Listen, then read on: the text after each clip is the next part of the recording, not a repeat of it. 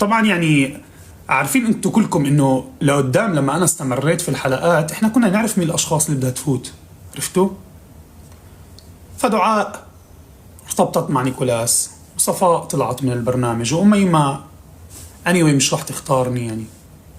فعارفين ليش يعني انتوا، لنفس الاسباب اللي هي عرضتنا لهجوم. وايفا معروف كمان، وصديقة مع كل شيء معروف كان يعني. فش انا مكمل وعارف لوين رايح anyway.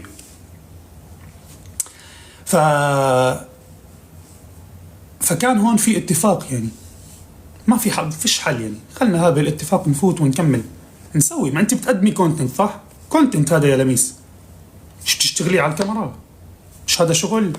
مش آراء كثيرة كانت قبل في موسم تحليلي معين كانت بس للكاميرا؟ ما في شيء شخصي؟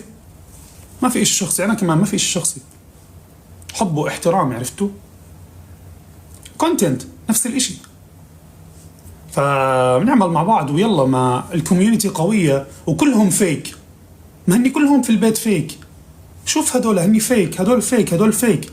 هات احنا نكمل، احنا الوحيدين اللي الكونتنت تبعنا مبين واقعي، بنعرف نمثل، مبين فيه حب.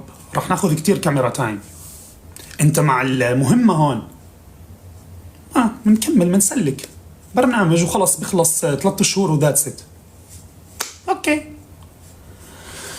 هالكلمتي كبيرة والكوميونيتي تبعي والقاعدة الجماهيرية كتير كبيرة، ويلا وليتس دو ات وليتس دو ات وليتس دو ات. انا قلت يلا اوكي. رحنا بعدين لمراحل كثيرة، مثل غير بعد ارسال الناس، هاي بعد الارتباط يعني، بعد الارتباط ارسال الناس اللي هي تروح على الفي تي ار تحكي موضوع عشان يتم احراجي، وما نبين كذابين وما نبين هيك، ويلا ونبين علاقتنا اقوى علاقة، كله بيشكك فينا. بتعرفوا انتم انتقلنا من مرحلة انه الكل بده ايانا نرتبط للكل يشكك فينا عشان تبين واقعية اكثر. هاي كلها لعب على فكرة. anyway،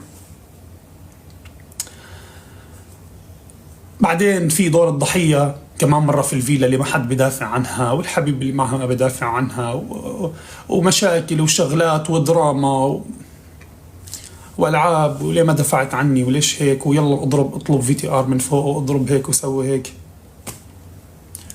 بعدين انتقلنا لمرحلة ابعادي عن جميع الصبايا في البيت، ومساحة، وهيلا وهيلا وهيلا وهيلا وهيلا شو هاي الدراما الكذابة اللي صارت، وانا ممشي يلا قلتها